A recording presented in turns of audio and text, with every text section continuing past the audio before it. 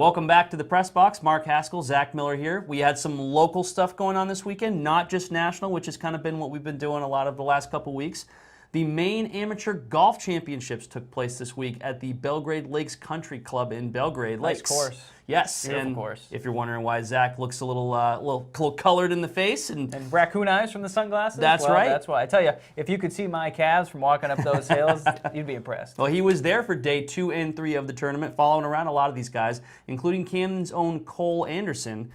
Cole finished second overall in the tournament to Jack Wyman. Jack Wyman is now a 2-time winner after winning also last year. Obviously, Zach, we'll let you talk a lot about this. You saw a lot of Cole's play firsthand on day 2 and 3. What did you see, not just from Cole, but some of the other shooters, and just your thoughts on the tournament? Let me just first start off by saying that Cole, at 17 years old, is one hell of a golfer. He's just, if you haven't seen him play, make time maybe this fall to go out and just watch a Camden Hills golf match over at the Samoset and just watch this kid play, because maybe one day this kid could be on the Pro Tour. He is that good. He's a 3-time defending state Class A golf championship for high school.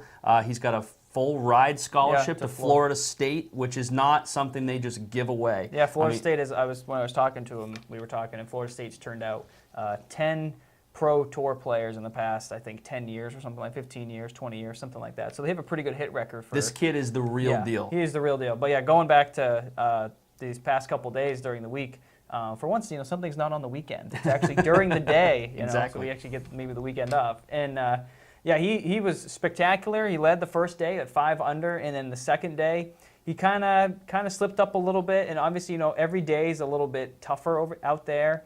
He said that they changed the course up to the second day, and then on the third day, he said they changed the course up a little bit more. And the front 9 on the final round for him was not very good.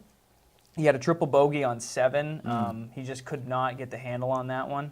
And he just, but he rebounded on the back 9 and birdied a bunch of holes. He finished the final round with 1 eagle on the front 9, which was his best hole of the day. 4 birdies, 9 pars, 3 bogeys, and 1 double bogey, triple bogey, which was the one on 7. Right. And here are his thoughts on hole 7 and the triple bogey, his worst hole of the day. I caught a flyer on 7. That's basically the story of it. I made triple. I caught a flyer. I hit a club that I normally hit 150 yards stock, and I hit it 185 in the air, and didn't really try to hit it hard, so that was an unwelcome surprise.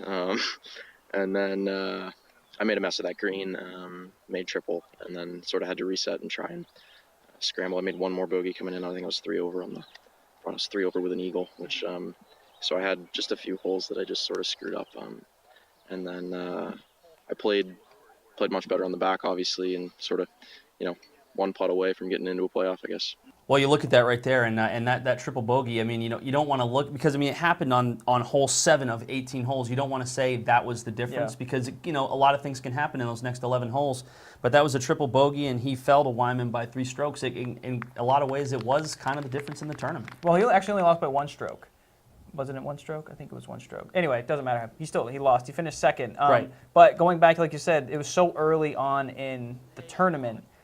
On 16, he had an opportunity for an eagle. It's a par 5, and he was about 200 yards out behind 2 sand traps. He couldn't even see the hole. He took a 2-iron, smacked it straight up into the air, and it landed 5 or 6 feet from the cup. It just stuck right down next to the hole. And he had this great opportunity for eagle to gain maybe 2 strokes on Wyman, who parred that hole.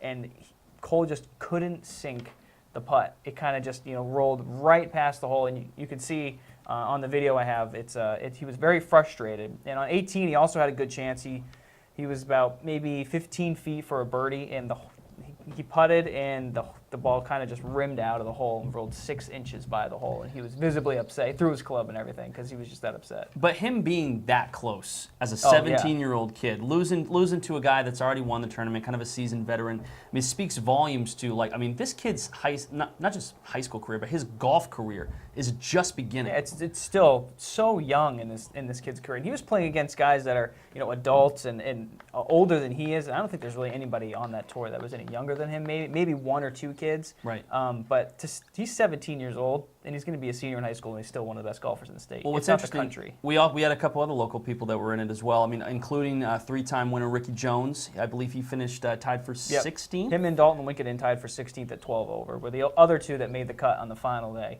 Yep. Everybody else got knocked out. John Hardy, Nick Mazurek, and James Anderson all missed the cut. They missed the cut after Yep. day 2, and Yep. the other 3 got to go back for the 3rd day. Yep. But it's Cole is the real deal. He is a legit golfer, and I remember doing a story on him last year.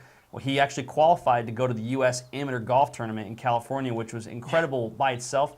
And he won the opportunity to do that by eagling a one-hole playoff in a par 5. That's crazy. And the U.S. Amateur is with the best amateur golfers in the country.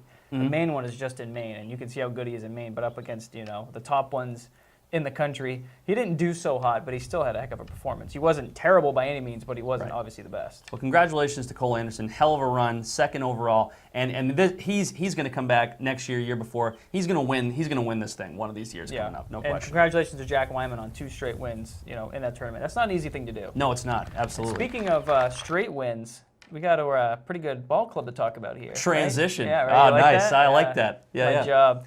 The Boston Red Sox. If you haven't been paying attention, start paying attention now, because this is a fun team to watch. Yes, when we're the last time we talked about the Red Sox, they were just coming off an 11-1 loss to the Yankees. David Price pitched that game, of course. Shocker. Since then, 10 wins in a row, culminating with last night's win over Toronto.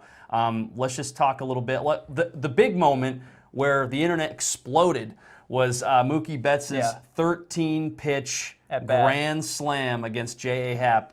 Just your thoughts on that? That was an unbelievable moment. Watching the at bat, and he hit the foul ball and right off first base, and I forget the first baseman is for Toronto, goes to make the catch, and it lands smack off his glove and lands on the ground. And you're like, oh man, that's gonna come back and haunt Toronto. And sure enough, it did. It did. Excuse me.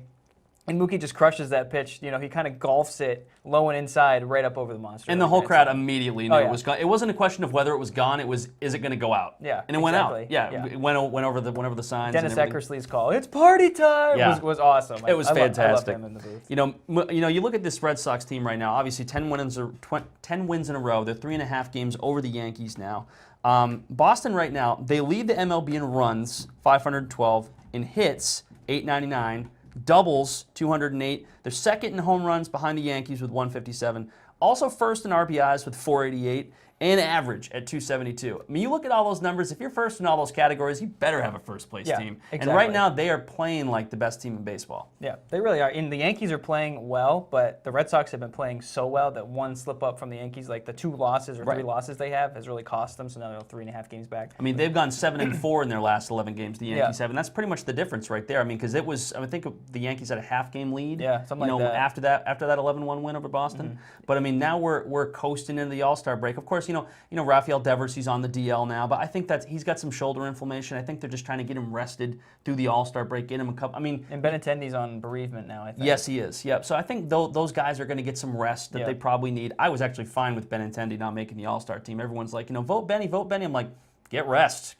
I don't care about the All-Star game at all. I voted for Benintendi because Benintendi's my favorite player. Oh, and because my you're wife's a true favorite fan. player. It's kind of funny. Sidetrack here. I have a Benintendi shirt. My wife does, and now our soon-to-be newborn son will have a Benintendi shirt. My kids refer to him as Benny Tenders.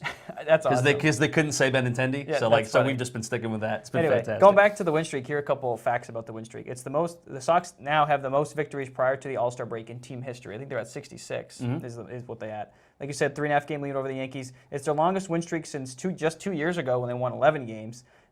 They're 37 games over 500 for the first time since, get this, 1949. Of course, you all remember that season. Oh, yeah, it was great. I think that's back when Ted Williams was playing. Name that guy everybody recognizes. During this win streak, they're outscoring their opponents 73-34, averaging 7.3 runs per game. I mean, this is crazy. This is a hot streak. This is not indicative of how the entire second half of the season is going to go. I mean, some of these players, they're playing lights out. I mean, Betts is batting .352. He's leading the AL. JD Martinez, 28 home runs, 79 RBIs. You have to think they're going to cool off at some point. but we're just going to ride this wave as long as we can. Well, this is the second big wave they've gone. I remember the beginning of the year when they went 19-2 or something to start the year, some crazy run like that, and now they're doing and they it cool again. off a little, and now they're getting hot again. Yeah, it's exactly. So if they cool off for a month, after the All-Star break, and then get hot again by the end of August through September, and then maybe into October, that'd be great. No matter what, though, you got to look at the end of the season in September. They're playing the Yankees in a 3-game series, and that no matter how you slice it, that series is going to decide the division championship. It really will. And who's playing a wild card game. Maybe if the Sox just are up 3.5 games on the Yankees after that, and before that series starts, and it's a 3-game series, they just take the series. If you guys can win all 3, we're still going to win the division, but we'll just take the Maybe rest. we can figure out a way to get David Price to stop pitching. Yeah, right. Yeah, we'll see if we can figure that out. Anyway. So we're going to wrap things up real quick. We're going to talk some World Cup. Obviously, big doings around here. Obviously, a lot of people were thinking it was going to be maybe England, France. Croatia or Belgium, yeah. right? Croatia is the one wild card team that really nobody but Holly Vanor Spicer thought Way could back, do it. Weeks ago when it first started, before the quarterfinals or the round of 16 even started, Holly was like, "Yeah, I think Croatia's going to win," and And here they are. 90 minutes, she could be right. Here they are in the final, and they're going to take on France. And I'll talk a little bit about the France-Belgium game, because Belgium was my horse. They were the team that I kind of picked from the start, and I've been following them. And I watched that France game, and Belgium, they had their chances, but obviously they get the goal in the 51st minute, and France that is, and they end up winning the game. But Belgium had their chances, but Paul Pogba on defense, I mean, he was just everywhere. I mean, any header opportunity they had, any crosses, they could not. It was like they were hitting it to Pogba directly, and they couldn't get through. And he was everywhere defensively for them, and they got one goal, and that was all they needed. I think France's deciding factor in this game is going to be their goalie. Their goalie played lights out in the game against Belgium. Those saves that he's made in the past couple games have been phenomenal, and he obviously needs to keep doing that against Croatia for them to win.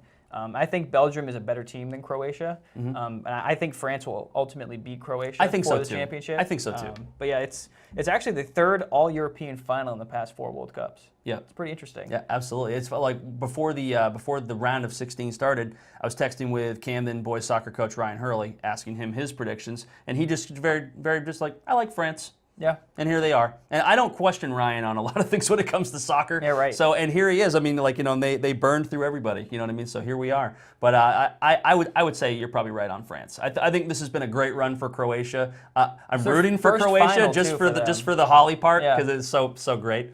But I think France is probably gonna pull away with it. Who knows how Croatia's going to really react in this situation, because they've never been in this situation before. France was in the final back in '98 when they beat Brazil, and they lost in 2006 to Italy. So I mean, obviously it's been 12 years since France has been in the final, but they obviously probably maybe a couple holdovers from the 2016, maybe probably none from the '98 team. That was 20 years ago. Yeah.